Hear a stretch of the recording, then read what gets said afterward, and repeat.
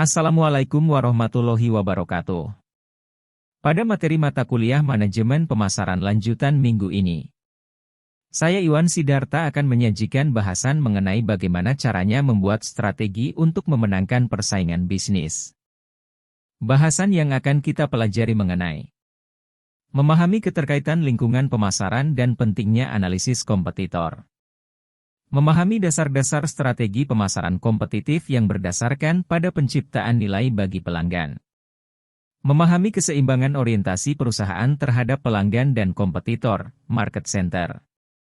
Terdapat dua lingkungan pemasaran perusahaan bisnis. Seperti yang saudara lihat pada slide berikut ini yaitu lingkungan mikro merupakan lingkungan yang secara langsung mempengaruhi kemampuan perusahaan melayani konsumennya. Lingkungan makro merupakan lingkungan yang secara tidak langsung mempengaruhi perusahaan, keseluruhan industri. Terdapat tiga alasan utama kenapa kita perlu memahami lingkungan pemasaran perusahaan bisnis yaitu 1. Untuk berhasil dalam pasar yang sangat kompetitif saat ini, perusahaan harus beralih dari filosofi produk dan penjualan ke filosofi pelanggan dan pemasaran. 2. Untuk menang di pasar saat ini, perusahaan dituntut untuk mahir dalam mengelola hubungan dengan pelanggan dalam menghadapi persaingan yang ditentukan dan lingkungan pemasaran yang sulit. 3. Membangun hubungan pelanggan yang menguntungkan dan mendapatkan keunggulan yang kompetitif, memerlukan nilai dan kepuasan lebih yang diberikan kepada target pelanggan dibandingkan dengan kompetitor. Perlu bagi kita untuk memahami bagaimana membuat keunggulan bersaing, agar dapat mempertahankan posisi bisnis dan juga diharapkan dapat meningkatkan posisinya. Sebelumnya kita perlu mengetahui bagaimana analisis kompetitor. Perusahaan perlu mencari tahu segala hal tentang kompetitornya. Dilakukan secara konsisten membandingkan strategi pemasaran, bauran pemasaran produk, harga, distribusi dan promosi kompetitor terdekatnya, sehingga perusahaan dapat menemukan keunggulan dan kelemahan kompetitif yang potensial.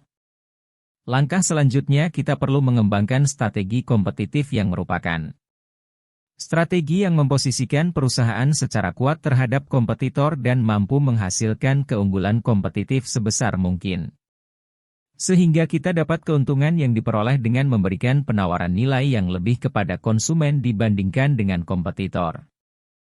Analisis pesaing dapat dilakukan dengan cara. Pertama, mengidentifikasikan kompetitor perusahaan. Kedua, menilai tujuan, strategi, kekuatan, kelemahan dan pola reaksi kompetitor. Ketiga, memilih kompetitor yang akan diserang atau dihindari. Tujuan dari langkah-langkah dalam analisis pesaing adalah sebagai berikut. Mengidentifikasi kompetitor perusahaan, langkah ini bertujuan untuk mengenali dan memahami pesaing-pesaing yang ada di pasar. Dengan mengetahui siapa pesaing utama, perusahaan dapat mengambil langkah-langkah strategis yang tepat untuk bersaing.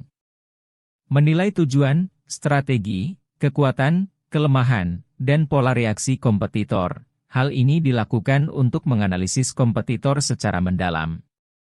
Dengan mengevaluasi tujuan, strategi, kekuatan, dan kelemahan kompetitor, perusahaan dapat memperoleh wawasan tentang bagaimana pesaing beroperasi dan bagaimana mereka dapat menghadapinya.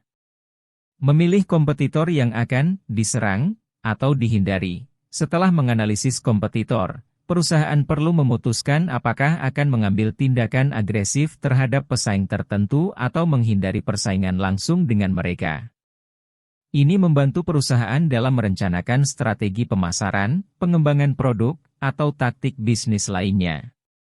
Secara keseluruhan, langkah-langkah dalam analisis pesaing bertujuan untuk memberikan informasi yang berguna dalam mengembangkan strategi bisnis yang efektif, mengidentifikasi peluang dan ancaman di pasar, serta memperbaiki posisi kompetitif perusahaan.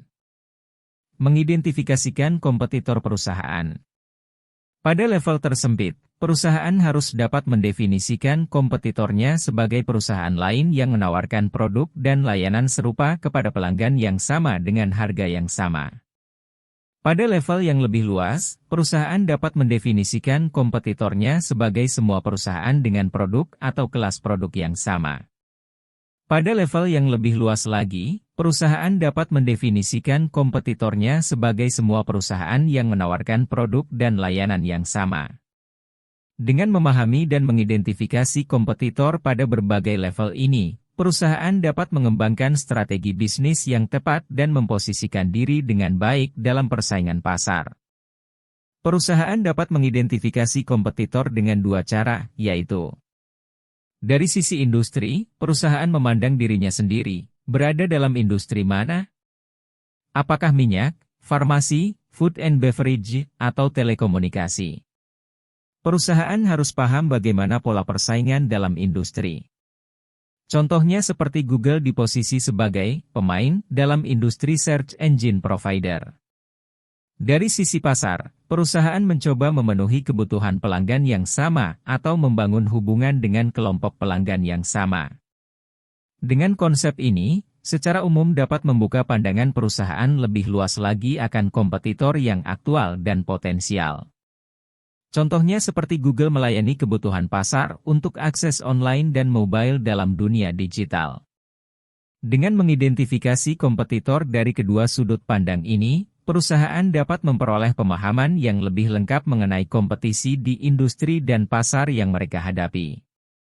Hal ini membantu perusahaan dalam merencanakan strategi bisnis yang lebih efektif, mengidentifikasi keunggulan kompetitif, dan mempertahankan posisi yang kuat dalam persaingan pasar. Dengan demikian, penggunaan kedua sudut pandang ini memberikan wawasan yang lebih komprehensif tentang kompetitor, memungkinkan perusahaan untuk mengambil langkah-langkah yang tepat dan meningkatkan daya saing mereka di pasar. Selanjutnya kita akan melakukan penilaian terhadap kompetitor. Setelah mengidentifikasi kompetitor utama, perusahaan perlu menilai kompetitornya dari berbagai aspek, yaitu: pertama, tujuan kompetitor yang meliputi profitability, perkembangan market share, kepemimpinan teknologi, kepemimpinan layanan, kepemimpinan pasar dan kepemimpinan harga. Kedua, strategi kompetitor yang meliputi kelompok strategi yang merupakan sekelompok perusahaan dalam suatu industri memiliki strategi yang sama atau serupa. Seperti pada industri otomotif seperti Toyota dan Ford, segmen low to medium, BMW, Mercedes, Audi, segmen luxury. Identifikasi secara menyeluruh, mulai dari strategi kualitas, fitur produk, pricing, jangkauan distribusi, promosi, R&D, manufaktur, finansial. Ketiga, kekuatan dan kelemahan kompetitor, mengumpulkan data dan informasi tentang kompetitor yang dibutuhkan beberapa tahun terakhir. Melakukan penelitian pasar dengan pelanggan, supplier atau dealer. Lakukan benchmarking, membandingkan produk dan proses dengan perusahaan kompetitor atau perusahaan terkemuka dari industri lain, untuk identifikasi best practice. Keempat, reaksi kompetitor. Reaksi kompetitor akan sangat beragam. Ada yang bereaksi dengan cepat, ada yang lambat dan ada yang menjunjung prinsip keharmonisan dalam bersaing. Reaksi kompetitor utama merupakan petunjuk bagi perusahaan dalam merumuskan strategi terbaik untuk menyerang dan/atau bertahan. Penilaian terhadap kompetitor memiliki tujuan penting. Pertama, untuk memahami kekuatan dan kelemahan kompetitor di pasar. Dengan memahami hal ini, perusahaan dapat mengidentifikasi peluang dan ancaman yang mungkin dihadapi. Kedua, penilaian kompetitor membantu dalam mengidentifikasi strategi dan taktik yang digunakan oleh pesaing, memungkinkan perusahaan untuk merespons dengan strategi yang tepat. Ketiga, penilaian kompetitor membantu menentukan perbandingan keunggulan kompetitif, memungkinkan perusahaan untuk mengidentifikasi kekuatan yang perlu ditekankan dan kelemahan yang perlu diperbaiki. Terakhir, dengan memantau kompetitor, perusahaan dapat mengantisipasi perubahan dan tren pasar, memungkinkan adaptasi dan pengambilan langkah yang diperlukan untuk tetap relevan dan kompetitif di pasar yang dinamis. Selanjutnya setelah mengidentifikasi kompetitor utama, menilai kompetitornya dari berbagai aspek, langkah terakhir dalam analisis kompetitor adalah memutuskan kompetitor mana yang akan diserang atau dihindari. Pesaing yang kuat atau lemah, Analisis nilai pelanggan dapat dilakukan untuk menentukan manfaat yang didapat oleh pelanggan dan bagaimana mereka menilai secara relatif atas penawaran yang diberikan kompetitor. Perusahaan dapat fokus pada satu dari beberapa kompetitor sekelasnya, tergantung portofolio bisnis, produk dan merek. Sumber daya yang dimiliki perusahaan juga menentukan fokus dalam memilih kompetitor. Pesaing yang baik atau tidak baik. Kompetitor yang baik beroperasi sesuai dengan aturan industri. Sedangkan kompetitor yang buruk berlaku sebaliknya. Biasanya mereka berani ambil risiko besar dan beroperasi semaunya. Perubahan lingkungan makro, perilaku konsumen, dapat menyebabkan perubahan kebutuhan konsumen yang cepat dan memaksa perusahaan untuk bersaing lebih kompetitif lagi. Mencari peluang pasar. Menciptakan produk dan layanan yang tidak memiliki kompetitor langsung agar persaingan menjadi tidak relevan dengan pendekatan Blue Ocean strategi. Menciptakan inovasi nilai, yaitu lompatan nilai yang kuat bagi perusahaan dan pelanggannya. Menciptakan permintaan yang benar-benar baru, membuat kompetitor menjadi tidak dapat bersaing. Mengembangkan strategi bersaing. Dapat dilakukan dengan beberapa langkah yaitu: pertama, pendekatan strategi pemasaran. Faktanya, dalam pendekatan strategi dan praktik pemasaran ada 3 tahap yang biasa dilalui, yaitu entrepreneurial marketing. Kebanyakan perusahaan dimulai oleh individu pengusaha. Visualisasikan peluang, menyusun strategi yang fleksibel dan sederhana, memaksimalkan segala potensi dan sumber daya yang dimiliki. Formulated marketing, mulai sukses, lalu membuat strategi pemasaran yang formal. Intrapreneurial marketing, mendorong karyawannya untuk berpartisipasi mengembangkan perusahaan.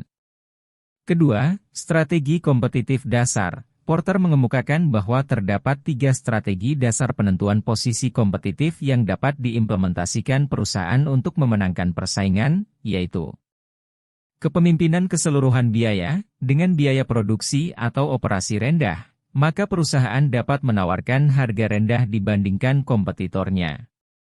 Memenangkan pangsa pasar yang lebih besar.